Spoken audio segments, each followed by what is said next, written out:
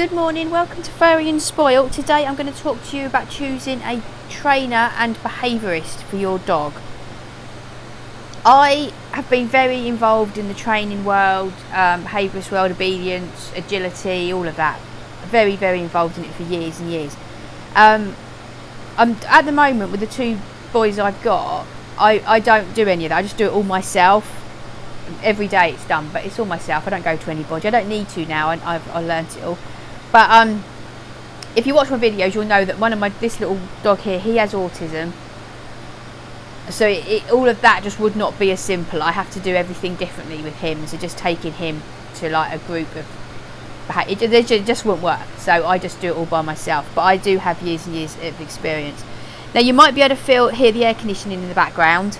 I'm not turning it off because we're going through a heat wave at the moment in the UK. It's ridiculously hot.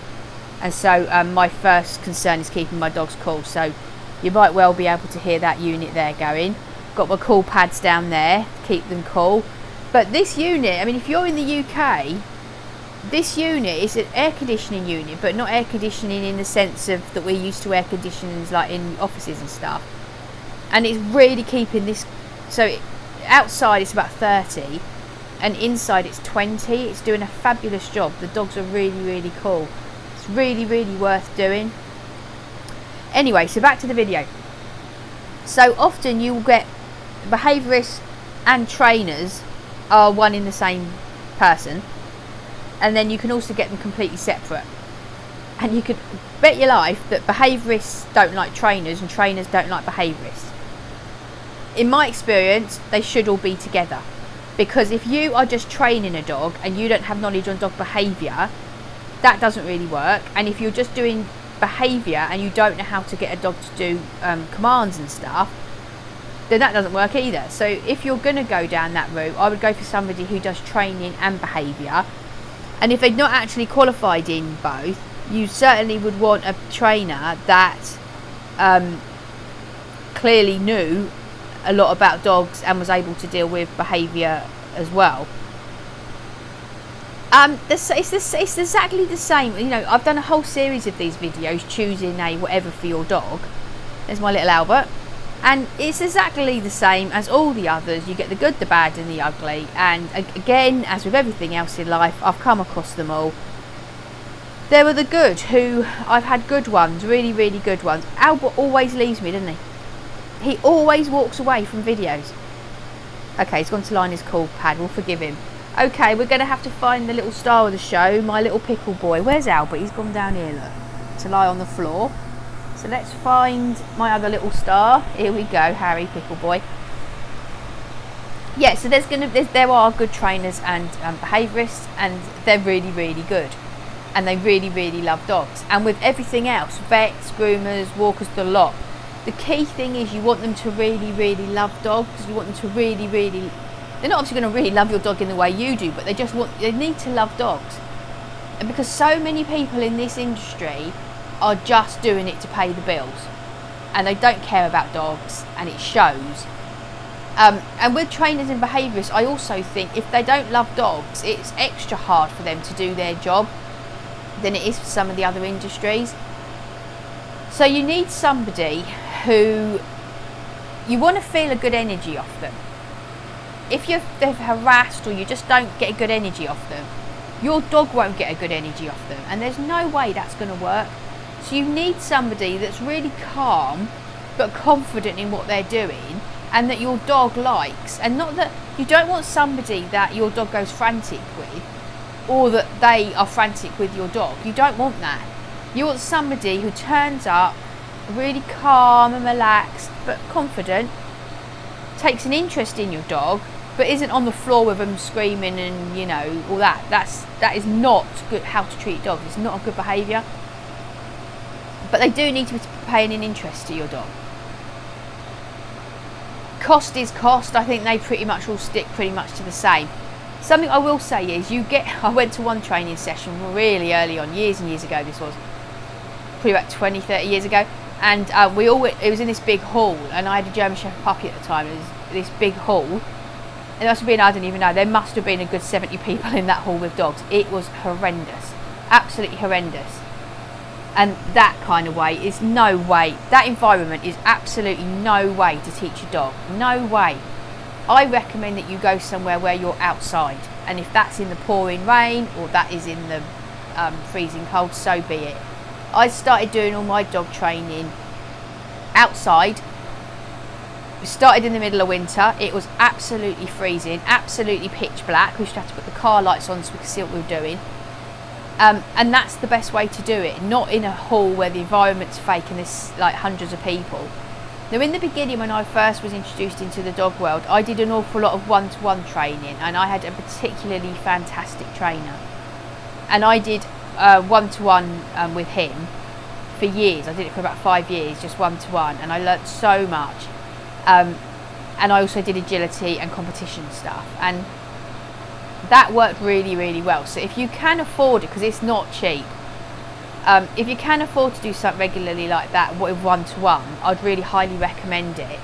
But if you do go to a group training, dog training or behaviour, then I would recommend you don't have a group more than of about 8. Anything more than that, the trainer cannot be concentrating on you, but more than the energy is all wrong. So I really wouldn't recommend that you go more than that. Often, if you want a behaviourist, that does need to be one-to-one, because it's normally a much more detailed problem, and that will need to be them coming to your house one-to-one. And again, I've had good behaviourists who were just really, really good at their stuff. And then I've had other behaviourists who, you know, it's like they'd read a book and they knew nothing more than textbook. There was no experience there, and there was all of, you know, it just wasn't any good. And then I've had other people, and this is the ugly side of it, who clearly didn't have a clue, were there for nothing more than making money and didn't give a damn about the dogs. I had one dog trainer, and I am not joking you, it was like a boyfriend-girlfriend team, and she would not let anybody come to train. Basically, we'd all been training for years. She suddenly appeared on the scene, and anybody who was under 30 and remotely attractive got kicked out. She got rid of them. I was one of them. She just got rid of me. She took over all the admin. She started cancelling all my appointments, all my training. She started cancelling. It was getting ridiculous, and so I just left and went to somewhere else. But you know, that's how fickle things can be, and they weren't putting the dogs first, and that they absolutely have to. I will not put up with that.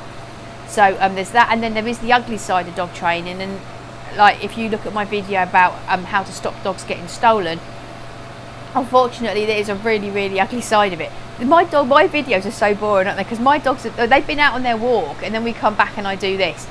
And so, you know, this is pretty much, plus they're old now. I mean, they're getting on. This is pretty much what they do. Bless them.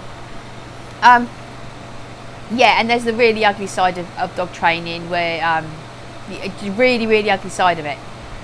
But again, as I talked about in the how to not get your dog stolen video, you know, it's how you come across. If you come across as weak and there's anybody dodgy up to no good, then you know, they're going to go for you. You've got to, well, I don't have to fake it. I am feisty and I, you know, and all that.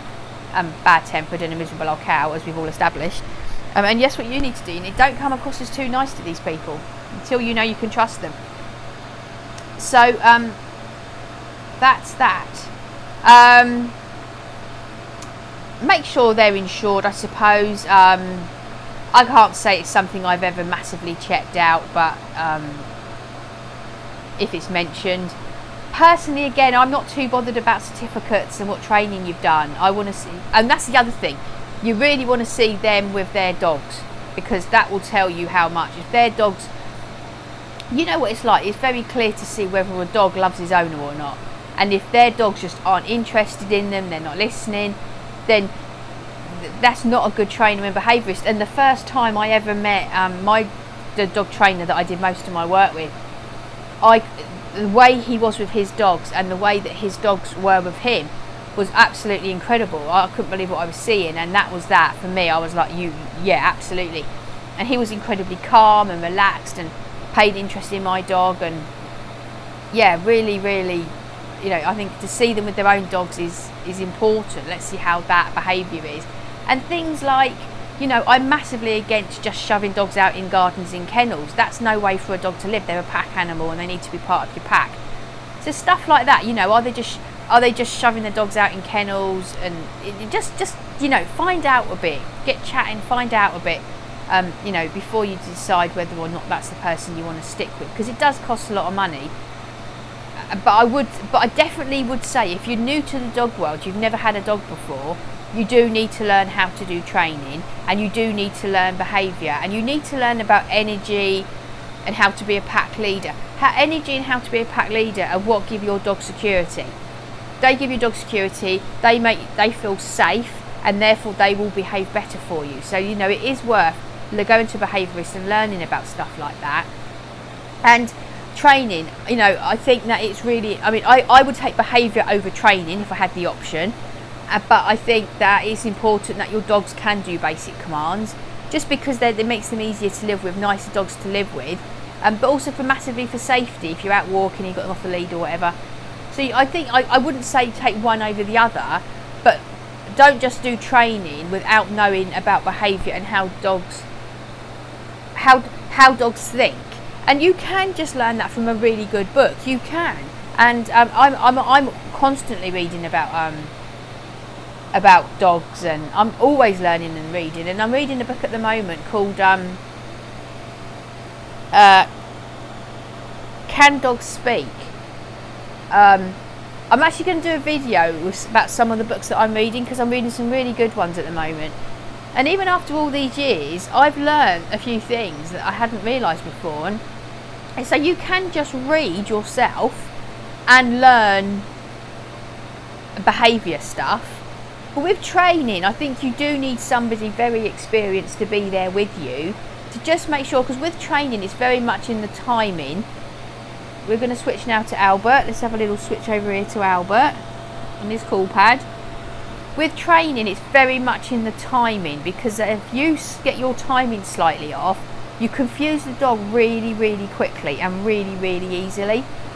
And so you need to learn something to teach you, like this, like the second, like when you give the command, there is a time period. If that dog reacts, or you don't, like, you've got to be sharp, and your timing has got to be precise, so your dog is very, very clear on the command that you've given. And I don't know that you can read that from a book or from YouTube or anything like that. So for training, I think it's really important that somebody is there with you, and this is again why you don't want a massive group. Somebody's there with you to make sure you're sharp. And like I said, with behaviour, you can read it from a book, and if you find a good behaviourist, they're worth their weight in gold. It's not cheap, it's like £100 an hour or more. But this is the problem, you can't say training over behaviour. And so many behaviourists and trainers do. They're like, oh no, you just want training, you don't want behaviour. That's a load of rubbish. You need to have a really balanced dog. You need to have behaviour and you need to have training. And that's why I would highly recommend that you get someone who is qualified in both. Or maybe not qualified, but very, very good in both. It's an important thing to do. And like I said, so I trained one-to-one for years. Then I did agility, competitions and all of that stuff. But then my life took a different turn, and when I came away from German Shepherds and that kind of breed, and I went to dogs that, like I said, little Albert that we're watching here, he's got autism. And my other dog, Pickle, that we just saw, he came from a really, really bad cruelty case, and so he was terrified when he came to us, really terrified, and had all sorts of behavioural issues. And so that was a new challenge for me. And so we've had Albert now for 9 years. And, autism is a complete challenge. It's a completely different situation to the situation I was in before. And when we had, when I had my other dog, training was very important. He was a very large dog, and also he needed to do training because his brain needed to be used. He had a very large brain and it needed to be used. Bless my little sweethearts now, but brain's not their top priority. They're really not that bright. But behaviour is really important, and it's really important that I do my job as pack leader and make them feel safe and secure. Especially with Albert, because he's got autism, routine and security is absolutely everything. And so it's really, really important that I step up as pack leader, or not step up, I've always been there, but make sure I stay there and give them the security that they need from that. And so you will after, but I would say if you've never had a dog before, if you're on your first dog, absolutely get yourself out there into the training and behaviour world and learn. and then after that you may never have to, you know, and there's no, you won't have to be there for the whole life of your dog, but you will need to learn in the beginning. I see an awful lot of dogs and they're just behaviour terrible, they're aggressive, they're terrified, it's a mess. And I ask what training and behaviour they've done, and we just did it ourselves, and you can see they've just done it themselves, and it doesn't work. So I would recommend them. Anyway, that's enough for me today. If you've got any questions about training or behaviour, please pop them into comments, or any tips or your experience. What's your experience? Are you on the behaviour group? Are you on the training group? Are you with me and you think they are really, really essential together? Furry and Spoilt is Twitter, Instagram, there's the website, and hashtag Furry and Spoilt. You know, let's have a look at your little lovelies. And that's everything, I think. So I will see you in the next video. I hope you have a lovely, lovely day with your dogs. And thank you very much for watching. Bye bye.